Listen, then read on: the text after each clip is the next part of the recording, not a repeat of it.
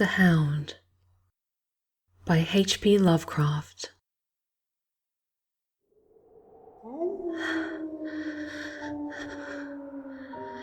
In my tortured ears there sounds increasingly a nightmare whirring and flapping, and a faint, distant baying, as of some gigantic hound. It is not a dream, it is not, I fear, even madness, for too much has already happened to give me these merciful doubts. St. John is a mangled corpse, I alone know why, and such is my knowledge that I am about to blow out my brains for fear I shall be mangled in the same way. Down unlit and illimitable corridors of eldritch fantasy sweeps the black, shapeless nemesis that drives me to self-annihilation. May heaven forgive the folly and morbidity which led us both to so monstrous a fate. Wearied with the commonplaces of a prosaic world, where even the joys of romance and adventure soon grow stale, St. John and I followed enthusiastically every aesthetic and intellectual movement with promised respite from our devastating ennui. The enigmas of the symbolists and the ecstasies of the pre-Raphaelites were all ours in their time, but each new mood was drained too soon of its diverting novelty and appeal. Only the sombre philosophy of the decadents could hold us, and this we found potent only by increasing gradually the depth and diabolism of our penetrations. Baudelaire and Huysmans were soon exhausted of thrills, till finally there remained for us only the more direct stimuli of unnatural personal experiences and adventures. It was this frightful emotional need which led us eventually to that detestable course, which even in my present fear I mention with shame and timidity. That hideous extremity of human outrage, the abhorrent practice of grave robbing. I cannot reveal the details of our shocking expeditions, or catalogue even partly the worst of the trophies adorning the nameless museum we prepared in the great stone house where we jointly dwelt, alone and servantless. Our museum was a blasphemous, unthinkable place, where with the satanic taste of neurotic virtuosi, we had assembled a universe of terror and decay to excite our jaded sensibilities. It was a secret room, far, far underground, where huge winged demons, carven of basalt and onyx, vomited from wide, grinning mouths weird green and orange light, and hidden pneumatic pipes ruffled into kaleidoscopic dances of death, the lines of red charnel things hand in hand woven in voluminous black hangings. Through these pipes came at will the odours our moods most craved, sometimes the scent of pale funeral lilies, sometimes the narcotic incense of imagined eastern shrines of the kingly dead, and sometimes, now I shudder to recall it, the frightful, soul-upheaving stenches of the uncovered grave. Around the walls of this repellent chamber were cases of antique mummies, alternating with comely, lifelike bodies, perfectly stuffed and cured by the taxidermist's art, and with headstones snatched from the oldest graveyards of the world. Niches here and there contained skulls of all shapes, and heads preserved in various stages of dissolution. There one might find the rotting, bald pates of famous noblemen, and the fresh and radiantly golden heads of the newly buried children. Statues and paintings there were, all of fiendish subjects and some executed by St. John and myself. A locked portfolio, bound in tanned human skin, held certain unknown and unnameable drawings, which it was rumoured Goya had perpetrated, but dared not acknowledge. There were nauseous musical instruments, stringed, brass and woodwind, on which St. John and I sometimes produce dissonances of exquisite morbidity and cacodemoniacal ghastliness, whilst in a multitude of inlaid ebony cabinets repose the most incredible and unimaginable variety of tomb loot ever assembled by human madness and perversity. It is of this loot in particular that I must speak. Thank God I had the courage to destroy it long before I thought of destroying myself. The predatory excursions on which we collected our unmentionable treasures were always artistically memorable events. We were no vulgar ghouls, but worked only under certain conditions of mood, landscape, environment, weather, season, and moonlight. These pastimes were to us the most exquisite form of aesthetic expression, and we gave their details a fastidious technical care. An inappropriate hour, a jarring light effect, or a clumsy manipulation of the damp sod would almost totally destroy for us that ecstatic titillation which followed the exhumation of some ominous, grinning secret of the earth. Our quest for novel scenes and piquant conditions was feverish and insatiate. St. John was always the leader, and he it was who led the way at last to that mocking, that accursed spot which brought us to our hideous and inevitable doom. By what malign fatality were we lured to that terrible Holland churchyard?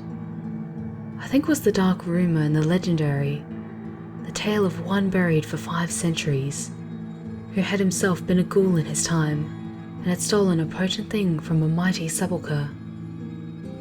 I can recall the scene in these final moments, the pale autumnal moon over the graves, casting long, horrible shadows, the grotesque trees, drooping sullenly to meet the neglected grass and the crumbling slabs, the vast legions of strangely colossal bats that flew against the moon, the antique ivied church pointing a huge spectral finger at the livid sky, the phosphorescent insects that danced like death fires under the yews in a distant corner, the odours of mould, vegetation, and less explicable things that mingled feebly with the night wind from over far swamps and seas, and worst of all, the faint, deep-toned baying of some gigantic hound which we could neither see nor definitely place. As we heard the suggestion of baying, we shuddered, remembering the tales of the peasantry, for him whom we sought had centuries before been found in the selfsame spot, torn and mangled by the claws and teeth of some unspeakable beast. I remember how we delved into this ghoul's grave with our spades, and how we thrilled at the picture of ourselves, the grave, the pale watching moon, the horrible shadows, the grotesque trees, the titanic bats, the antique church, the dancing death fires, the sickening odours, the gently moaning night wind, and the strange, half-heard directionless baying, of whose objective existence we could scarcely be sure. Then we struck a substance harder than the damp mould, and beheld a rotting oblong box crusted with mineral deposits from the long undisturbed ground. It was incredibly tough and thick, but so old that we finally pried it open and feasted our eyes on what it held. Much, amazingly much, was left of the object despite the lapse of 500 years. The skeleton, though crushed in places by the jaws of the thing that had killed it, held together with surprising firmness, and we gloated over the clean white skull and its long, firm teeth and its eyeless sockets that once again glowed with a charnel fever like our own. In the coffin lay an amulet of curious and exotic design, which had apparently been worn around the sleeper's neck. It was the oddly conventionalized figure of a crouching winged hound, a sphinx or a semi-canine face, and was exquisitely carved in antique oriental fashion from a small piece of green jade. The expression on its features was repellent in the extreme, savouring at once of death, bestiality, and malevolence. Around the base was an inscription in characters that neither St. John nor I could identify, and on the bottom, like a maker's seal, was graven a grotesque and formidable skull. Immediately upon beholding this amulet, we knew that we must possess it, that this treasure alone was our logical birth from this centuried grave. Even had its outlines been unfamiliar, we would have desired it, but as we looked more closely, we saw it was not wholly unfamiliar. Alien indeed was it to all art and literature which had sane and balanced readers know, but we recognized it as the thing hidden in the forbidden necronomicon of the mad Arab Abdul Azarad, the ghastly soul symbol of the corpse-eating cult of inaccessible Leng in Central Asia. All too well did we trace the sinister alignments described by the old Arab demonologist. Alignments, he wrote, drawn from some obscure supernatural manifestation of the souls of those who vexed and gnawed at the dead. Seizing the green jade object, we gave a last glance at the bleached and cavern-eyed face of its owner, and closed up the grave as we found it. As we hastened from that abhorrent spot, the stolen amulet in St. John's pocket, we thought we saw the bats descend in a body to the earth we had so lately rifled, as if seeking for some cursed and unholy nourishment.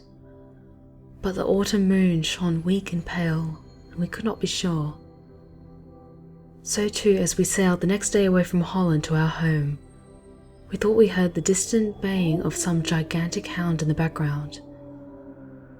But the autumn wind moaned, sad and worn, and we could not be sure. Less than a week after our return to England, strange things began to happen. We lived as recluses, devoid of friends, alone and without servants in a few rooms of an ancient manor house on the bleak and unfrequented moor, so that our doors were seldom disturbed by the knock of the visitor. Now, however, we were troubled by what seemed to be frequent fumblings in the night.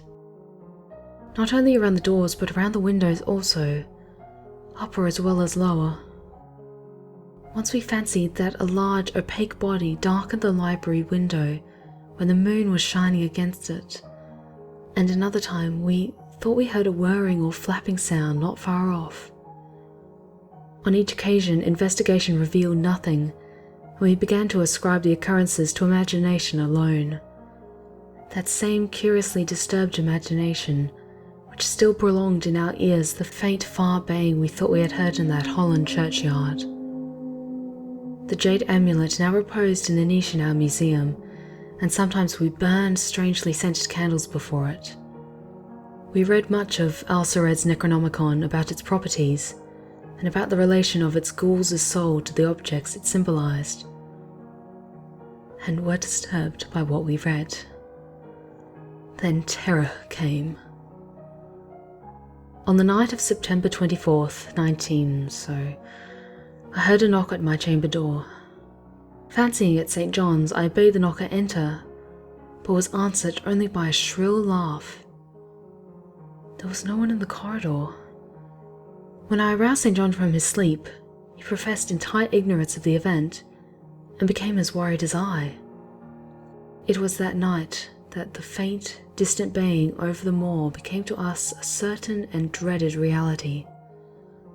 4 days later, whilst we were both in the hidden museum, there came a low, cautious scratching at a single door which led to the secret library staircase. Our alarm was now divided, for besides our fear of the unknown, we had always entertained a dread that our grisly collection might be discovered. Extinguishing all lights, we proceeded to the door and threw it suddenly open, whereupon we found an uncountable rush of air, and heard as if receding far away a queer combination of rustling, tittering, and articulate chatter. Whether we were mad, dreaming, or in our senses, we did not try to determine. We only realized, with the blackest of apprehensions, that the apparently disembodied chatter was beyond a doubt in the Dutch language. After that we lived in growing horror and fascination. Most we held to the theory that we were jointly going mad from our life of unnatural excitements, but sometimes it pleased us more to dramatise ourselves as the victims of some creeping and appalling doom. Bizarre manifestations were now too frequent to count. Our lonely house was seemingly alive with the presence of some malign being whose nature we could not guess. And every night that demonic baying rolled over the windswept moor, always louder and louder. On October 29th, we found in the soft earth underneath the library window a series of footprints, utterly impossible to describe.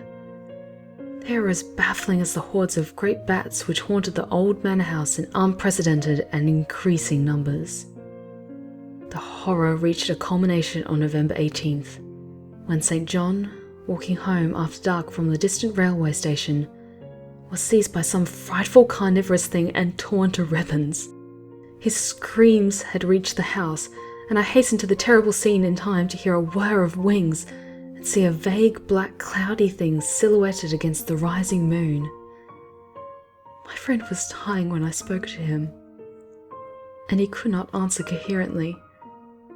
All he could do was to whisper, "The amulet, that damned thing." Then he collapsed, an inherent mass of mangled flesh.